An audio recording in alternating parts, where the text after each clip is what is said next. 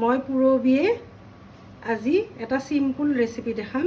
এইটো একোৱে নাই, সৰু ল'ৰা ছোৱালীও অলপ কম বয়সীয়া ল'ৰা ছোৱালীও এনে বনাব পাৰিব। সিম্পল ৰেচিপি কিন্তু অলপ বেলেগ ধৰণৰ।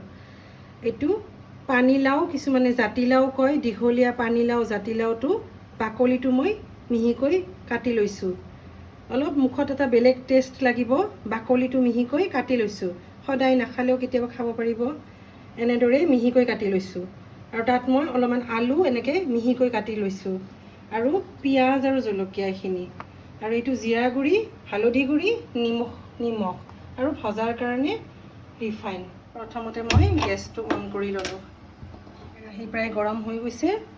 এতিয়া মই ইয়াতে ৰিফাইন তেল দিম।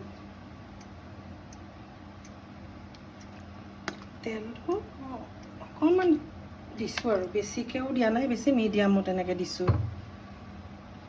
প্ৰথমতে মই ইয়াত পিঁয়াজ আৰু কেঁচা জলকীয়াখিনি পেলাই দিছোঁ। গেছটো মিডিয়ামতকৈও অলপ তলত ৰাখিব।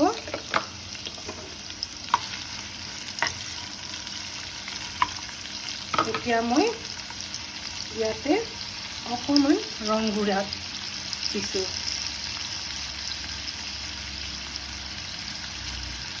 বেছি দিব নালাগে, সৰু চামুচেৰে এচামুচমান হ'ব।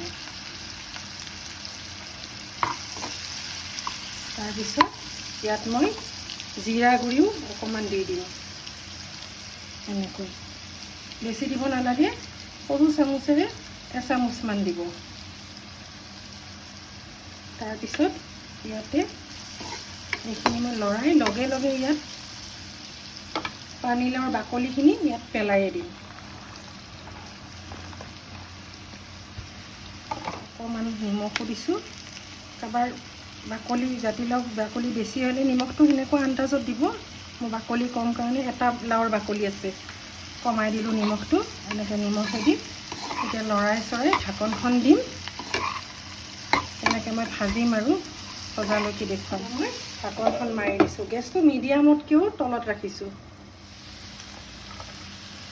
এতিয়া মই কুটি লোৱা আলুখিনি 5 মিনিটমান পিছত কুটি লোৱা আলুখিনি দিছোঁ। বাকলিটো অলপ টান কাৰণে আলুটো অকণমান পিছত দিছোঁ,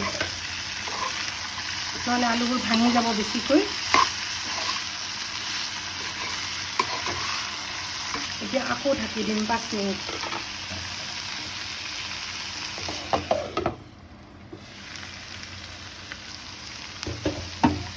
আকৌ আৰু 5 মিনিট পিছত এনেদৰে লৰাইছোঁ। এনেকুৱা হৈছে, প্ৰায় সিজি গৈছে। অকণমান আৰু নিজেও এনেকৈ চাই ল'ব। এতিয়া মই আৰু 2-3 মিনিট একদম ল' ফ্লেমত গেছটো দি ৰাখি থৈ দিম।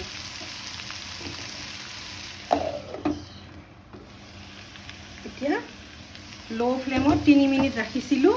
তাৰপিছত ভাজিখন এতিয়া এনেকুৱা হৈছে, পূৰা নমাব পৰা হৈ গৈছে।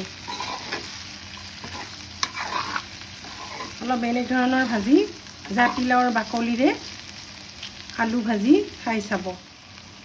এতিয়া মই গেছটো অফ কৰোঁ। এয়া জাতিলাওৰ বাকলিৰে আলু ভাজি। মই কিন্তু খাই ভাল পাওঁ, বেলেগে কি পায় নাজানো। খাবলৈও সোৱাদ হয় আৰু ইয়াত প্ৰচুৰ ভিটামিনো থাকে। মোৰ ভিডিঅ'টো চাই ভাল পাইছে যদি লাইক কৰি দিব আৰু চেনেলটো ছাবস্ক্ৰাইব কৰি দিব।